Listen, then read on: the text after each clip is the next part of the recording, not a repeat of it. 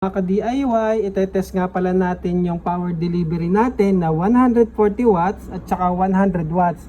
Meron ako dito makapal na power delivery cable, so capable to ng 200 watts at saka power delivery decoy. So ngayon ay nasa 5 volts, pindutin natin, magiging green, 9 volts, 12 volts, 13 volts, 15 volts at saka yung 20 volts. So i-try natin 100 watts agad. Ayun no.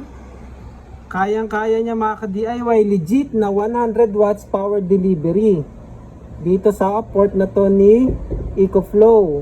O yun no, 100 watts mga ka-DIY. Try naman natin yung 140 watts. Yan nga pala ay 28 volts mga ka-DIY. So start natin.